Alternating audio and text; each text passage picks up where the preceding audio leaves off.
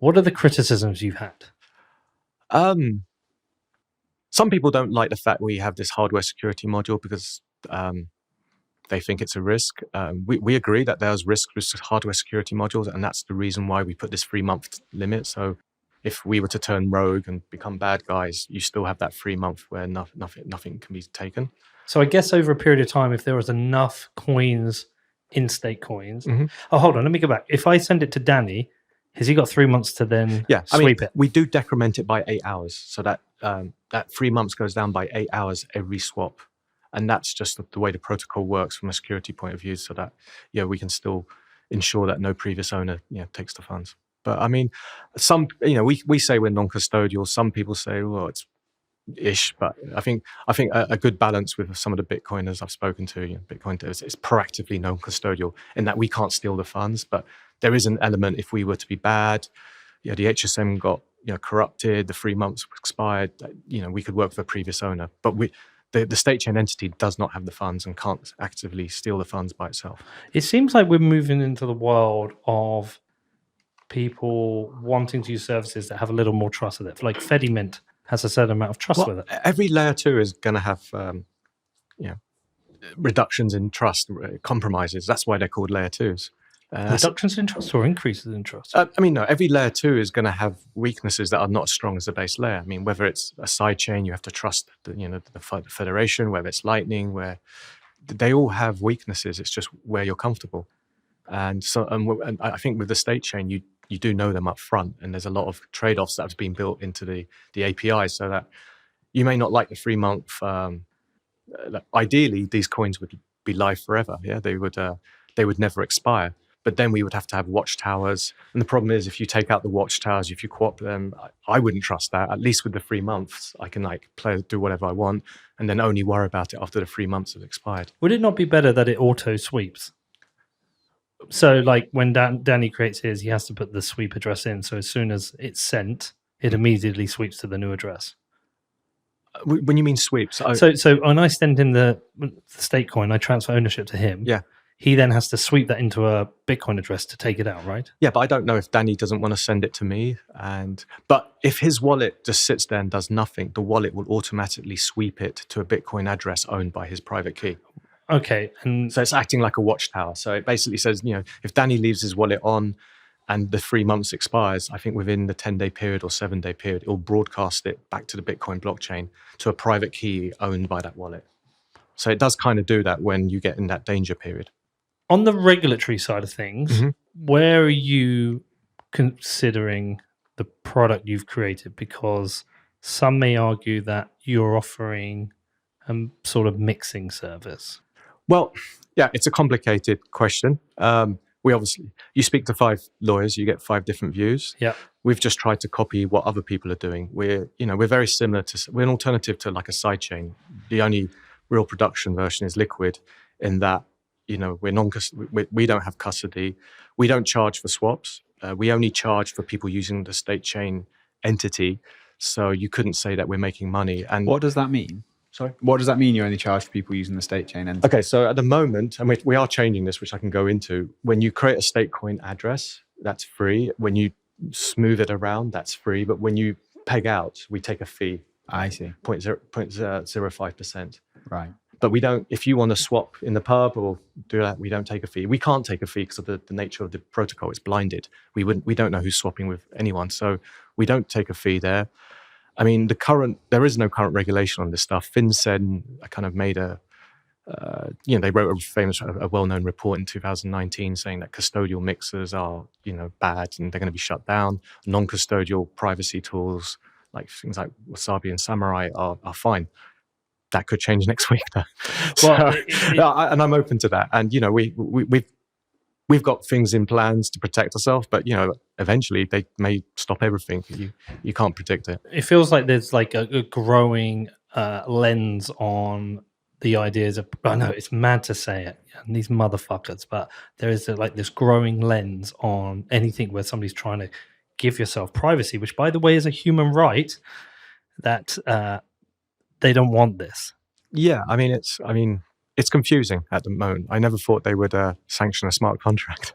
Yeah, I always thought they sanctioned humans, but It's like they've decided to. I guess we're talking about the Tornado Cash stuff. I mean, the fact they've sanctioned a smart contract's an odd one, and probably going to create more problems than solutions. Well, they've arrested somebody for writing a smart contract. Right? I don't think that's related from the last I checked. Is it not, Danny? I would guess it is, even if they're saying it's to do with money laundering outside of it. Like, I think he put a target on his back and they found something to get him for. But that might be me having a conspiracy. For anyone who's not looked into Tornado Cash, can you explain what happened? I can try. It's basically a mixing service on Ethereum, smart contract that anyone who's interacted with that is now blacklisted from using almost every application on Ethereum. But really, it's a smart contract, so I don't know how they can't stop it. But if you've got a wallet or an address, that's what they're blocking. An address that's touched it. But it's got worse than that. So say, in Ethereum, they have those kind of ENS names. So petermccormack.eth, if you were to own that, I could go to Tornado, do some mixing, then send you. Didn't somebody do that? They've done that to a lot of celebrities, well-known people. Yeah. BrianArmstrong.eth got done. So are they all people who are now on a blacklist? Well, they will be. There's nothing they can do about it. And it's like, how many hops away from that you go until you're okay? I don't know if anyone knows the answer to that. Like, if you do 3 hops, are you then far enough removed from Tornado Cash? It's so stupid on so many levels. But I think the fact that he was arrested is no coincidence. Like, whether they're saying it's about something else, I don't think that what has been said that it's money laundering, and I don't know. It's all like, look it up. Let's see what it is. Yeah, okay. Because we don't want you to get arrested, Nick. We're building layer 2 solutions. I mean, look, we fit in the same layer of like a Lightning, Liquid. We're an alternative to layer 2. But, whereas Tornado Cash is purely a mixing service. But they suggest, they were saying it's an odd one. It was... All right. The Dutch Finance Crimes Agency last week arrested a 29-year-old developer in connection with a cryptocurrency mixer, Tornado Cash, that said he is suspected of involvement in concealing criminal financial flows and facilitating money laundering. The DeFi Education Fund, a policy nonprofit that advocates for decentralized finance, published the response it said it received from the Fiscal Information and Investigation Service on Twitter. Okay, keep going. Tornado Cash is an app that obscures Ethereum addresses, which has made it popular with traders who want to maintain their privacy. So how is that different? Isn't that just a layer 2 service? It wasn't a layer 2. It was a base layer. It also was. It's kind of hard to explain because it's non-custodial in that no one controlled it, but it did have one address in it which had a considerable amount of funds, and there was like a DAO behind it as well. It's an odd one, but I think we're a layer 2 solution, but you have layer 2 solutions in Ethereum now. The whole ZK rollup stuff. People are going to use those things. It's Tornado Cash sanctions shade crypto engine. The app's native token Torn took its first big tumble. Okay. Since last week, a growing number of crypto advocacy groups have pushed back on the US Treasury Department's decision to sanction Tornado Cash. The Electronic Frontier Foundation said there's clear First Amendment implications when government inhibits the publication of computer code on a public website. I mean, this reminds me a little bit of when you go to the backstory, what happened with PGP, right? In what way? Well, what was the whole story with the guy you were... Phil Zimmerman. That's a little bit different because that was like they were saying that the cryptography that he had written was equivalent to exporting missiles and stuff. But the defense is that this is code and coded speech. Yes, and one of the ways he got around that was by printing a book along with MIT and making it like part of the just free speech. Yeah, is that First Amendment? First Amendment is free speech. Yeah, but I mean, this seems like to me like a clear attack on privacy tools. Yeah, it is. But we've seen attack on privacy tools in Bitcoin before. The CEO of Dropbit was arrested for running a mixer. Mm-hmm. That was a custodial mixer, I guess. Custodial mixer. Yeah. But fundamentally, what is the difference between a custodial and non-custodial mixer? It's still doing the same job. One's a tool, one has control of the funds. And that's a big difference because when you have control of the funds, you need a money transfer license. So if I was to give you money via Danny and Danny was to hold it and be in a position to steal it, he needs a money transfer license to do that. No, I get all that. But in the eyes of the people who are, they're not pissed off that somebody's transferring money. They're pissed off that people are able to create privacy for people. That's what they want. They want access to everything. They want to know every transaction that everyone is doing, who you're sending it to, why, and what you're, they want complete view and control over everything we do. Let's just be honest about that. And the reason they might have some legislation they can use to punish people, But the issue of this is a war on privacy, and they don't like these tools because they offer privacy. So True, but I mean, not all privacy is nefarious. And no, I'm not disagreeing with you. What I'm saying is the decisions of the people doing this, the state-based agencies who are upset that people have privacy tools, they're not upset that people don't have a money transmission license, because anyway they would just find them. Sure, but we always talk about when the institutions are coming. When I was still working at banks, one of the biggest criticisms about Bitcoin was its lack of privacy. Yeah, banks need privacy.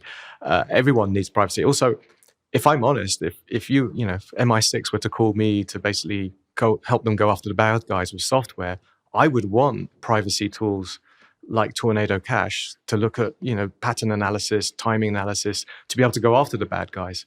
By taking this thing out, they're kind of putting it all over the Ethereum blockchain. It's going to be harder to come after people. It's going to make it much more messier. And I think this is a battle. I mean, one of my pet peeves is the whole KYC AML. It doesn't solve any problem. actually makes everything more dangerous. It makes it worse. I think we can all safely say it's very easy to get fake IDs on the dark web. Every week I hear about some companies personal data has been hacked. That data ends up on the dark web. So basically, people can go to like centralized exchanges with stolen IDs and do nefarious things. Well, you can find out. There's that website, Danny, where you can like search up if you've had your data compromised. Yeah, have I been pwned? Yeah. Look that up. Let's have a look at that. We'll put my details in. We're not solving the problem. We're not helping the bad guys. No, but we are governed by incompetent idiots. Well, I'm hoping the Tornado Cash thing becomes such a mess. Yeah, 28 data breaches. 28. So what have we got in here? Ledger, Adobe, Apollo, BTC, Pornhub. No, I'm kidding. Discuss, Dropbox. I mean, these are major services. Like House, like every Mashable, Last.fm, MySpace. I mean, these are huge companies. Zynga. So it's happening with everyone. Yeah. Every major service can be under attack. Many have been under attack. Lots of my data is out there because of that, because we don't have privacy, which has introduced risk in life to me and my family and my friends, to the point where now I expect my data to be everywhere. I expect people else to find me and get access to me. I can't live like Jameson Lopp. So what I'm saying to you is like, I'm with you. We should have privacy. Like, just shout out to the best tweet ever in response to the Tornado Cash thing. Thankfully, I've never used Tornado Cash to launder money. I use Deutsche Bank for a normal person. That's fucking brilliant. That is brilliant. That is the greatest tweet in the history of tweets. But I still think they're going to come after these services. And that's why I'm wondering what the next step is, and the next step is. To be honest, I thought they were going to come after mining next. I thought they were going to force, OFAC compliant blocks and stuff like that. And I thought that was the next attack vector. So I was a bit surprised by the way and the veracity they came after Tornado Cash. But there's big questions here, like what happens to Lightning? I mean, Lightning has an element of privacy to it. I mean, as it should. Yeah. Yeah. I think it's just it's a war on privacy. And I don't know how we win it. Well, I'm hoping that the Tornado Cash incident creates such a mess for exchanges, compliance departments, that they realize it's a mistake. I mean, at the moment, everyone who uses Ethereum is in trouble. I mean, people are in the early days of Bitcoin. You used to have do you remember something called dust attacks? Yeah, I do. Yeah, essentially, that's what's happening to the Ethereum space. People are taking Tornado Cash, Ethereum, and spraying it across everybody. Didn't that happen with the OFAC addresses though as well? Yeah. So this is just making a nightmare for compliance departments. Your central exchanges. It's going to make the system unusable. I mean, I think there's noise this week about Aave having issues and all the DeFi protocols having issues.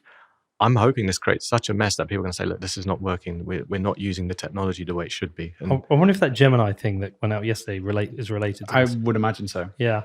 I mean, it's like everybody is now being exposed to this if you've touched Ethereum. But that's a good way of fighting it, I guess. Just make sure everyone's tainted. Just make it ridiculous. we all become dirty. Yeah. Yeah, we're all criminals. We're all pigs playing in the mud, essentially.